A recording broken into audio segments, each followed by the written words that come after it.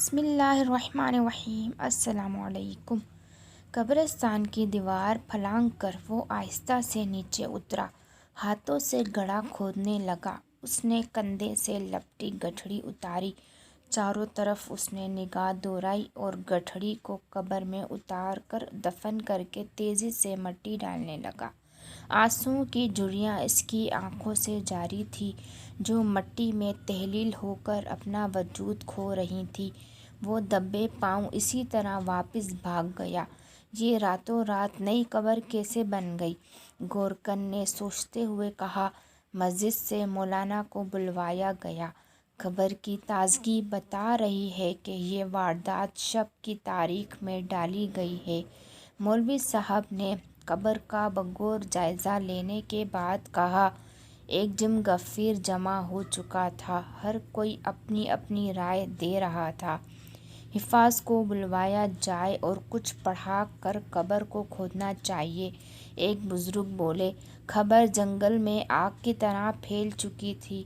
آدمی اس تجسس میں تھا کہ آخر اس قبر کو راتوں رات دفنانے کی کیا ضرورت پیش آئی؟ پولیس کو اطلاع کی جائے تاکہ قانون سرپرستی میں یہ کام ہو سکے۔ ایک آدمی نے جیب سے موبائل نکالتے ہوئے 15 پر کال ملائی۔ اگر میڈیا کو بھی بلا لیا جائے تو بہتر ہوگا، بجائے اس کے کہ کل کوئی الزام ہم پر آ ٹھہرے۔ کونسلر صاحب نے حتمی فیصلہ دیتے ہوئے کہا۔ دن سر پر چڑھ چکا تھا۔ پولیس موبائل کا سائرن پورے بازار کو متوجہ کرتے ہوئے قبرستان کے پاس پہنچا۔ سپاہیوں نے قبر کو چاروں طرف سے گھیر لیا۔ کوئی آگے نہ بڑھے، جیسے کوئی بہت بڑا کرمنل باہر نکلنے والا ہو۔ میرا مشورہ ہے کہ بم ڈسپوزل ٹیم کو بھی اطلاع کرنی چاہیے، ایک سپاہی نے قدرے احتیاط برتتے ہوئے کہا۔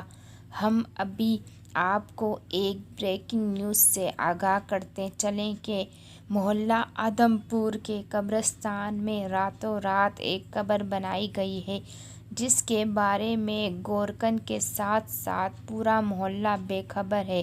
اینکر نے گرم جوشی سے خبر کو بیان کرتے ہوئے کہا۔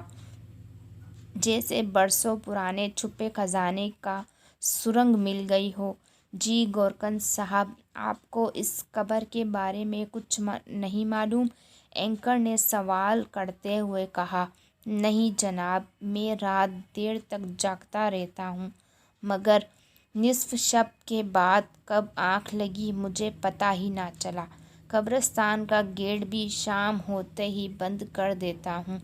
گورکن نے جواب دیا۔ تو یہ سب کیسے ممکن ہوا؟ اینکر نے دوسرا سوال کیا۔ دیواروں پر خاردار تارے ہونے کے باوجود بھی کوئی کیسے اندر آ سکتا ہے؟ گورکن نے دیواروں کی طرف حیرت بھری نگاہ سے دیکھا۔ مولانا صاحب، آپ کیا کہتے ہیں؟ اینکر کا رخ اب مولوی صاحب کی طرف تھا۔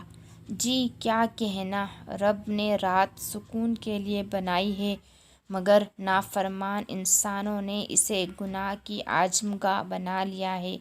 رات کی تاریکی میں خدا کے آگے سر بسجود ہونے کے بجائے گنہگار اپنے پاؤں دفناتے ہیں۔ توبہ توبہ، خدا رحم کرے۔ مولانا نے اظہار تأسف کیا۔ آپ کچھ کہیں گے؟ اینکر نے کونسلر کی طرف مائک کرتے ہوئے کہا۔ بس جی کیا کہیں، ایسے لوگوں پر افسوس ہی کیا جا سکتا ہے۔ ناظرین، ابھی قبر کشائی کی جائے گی تو اس راز سے پردہ اٹھ جائے گا کہ آخر قبر میں ہے کیا۔ سب کی نگاہیں حیرت کا مجسمہ بنی ہوئی تھیں اور دل تیز تیز دھڑک رہے تھے۔ اگلے لمحے کیا ہونے والا ہے؟ بسم اللہ کر کے قبر کی کھدائی شروع کی گئی۔ قبر زیادہ گہری نہیں تھی، سفید کپڑا نظر آنے لگا۔ ذرا احتیاط سے لاش مسخ نہ ہونے پائے۔ مولانا کی آواز نے عالم سکوت کو توڑا۔ مٹی ہاتھوں سے ہٹائی جا رہی تھی، سب کی نگاہ کھلی کی کھلی رہ گئی۔ جب ایک گٹھڑی پر نظر پڑی، اس کو ہاتھ لگایا تو وہ سخت معلوم ہوئی۔ گورکن نے ہاتھ روک لیے۔ بم اسکواڈ کو آنے دو، ہو سکتا ہے کہ لاش کے ساتھ کوئی بم لگا ہو۔ انسانوں کا قتل کیا کم تھا جو یہ دہشت گرد اب مرے ہوئے کو مارنے چلے۔ موت کے سائے اس کی آنکھوں میں منڈلا رہے تھے۔ اس نے گٹھڑی کو کھولتے ہوئے اپنے ہاتھوں میں کٹر کو مضبوطی سے پکڑ لیا۔ جو ہی گانٹھ کھولی گئی تو اس میں کپڑوں کی تہہ نظر آنے لگی۔ اس نے احتیاط سے تمام کپڑوں کو اوپر نیچے دیکھا۔ ایک باکس نکلا۔ اس کو کھولا تو وہ حیران رہ گیا۔ ایک بڑا سا خط نکلا: میرے محبوب، میرا سینہ گھٹ گھٹ کر چھلنی ہو چکا ہے۔ میرے آنسو میرے سینے کے اندر بہنے لگے ہیں۔ میں اپنی بینائی سے محروم ہو چکا ہوں۔ تمہاری محبت کی نشانی کو کب تک سنبھالتا؟ میں نے ہمیشہ اسے اپنے سینے سے چمٹائے رکھا، جیسے ماں بچے کو سینے سے لگا کر رکھتی ہے۔ پہلے پہل تو جی میں آیا کہ اس کو جلا کر ان کی راکھ کو دریا میں بہا دوں، مگر مجھ میں اتنی ہمت نہ ہو سکی۔ بالآخر رات کی تاریکی میں تمہاری نشانی کو دفنا کر جا رہا ہوں۔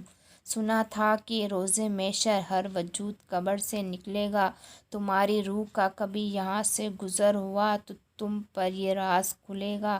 جب قیامت کا ناقور بجے گا، حشر برپا ہوگا تو ہر مدفون جسم اپنی قبر سے اٹھے گا، تب یہ قبر بھی پھٹے گی۔ اے مٹی، میرے مدفون کی حفاظت کرنا۔ تمہاری گٹھڑی کے سامان کو کھولا گیا تو کچھ کپڑے، ٹوٹی ہوئی چوڑیوں کے ٹکڑے، سرخی لگے ٹیشو پیپر، پاؤں کی پائل، مرجھائے ہوئے گجرے کے پھول اور کچھ زنگ آلود انگوٹھیاں جن کے نگینے جھڑ چکے تھے، کچھ خطوط، جڑواں کنگن، دمغ زدہ کتاب کے سوا کچھ نہ تھا۔ یہ تو کوئی دیوانہ تھا جو سینے کا غم یہاں دفنا کر چلا گیا۔ ایک درویش نے صدا لگائی اور چل دیا۔ میری ویڈیو کو like, share, subscribe and comment ضرور کیجیے۔ جزاک اللہ۔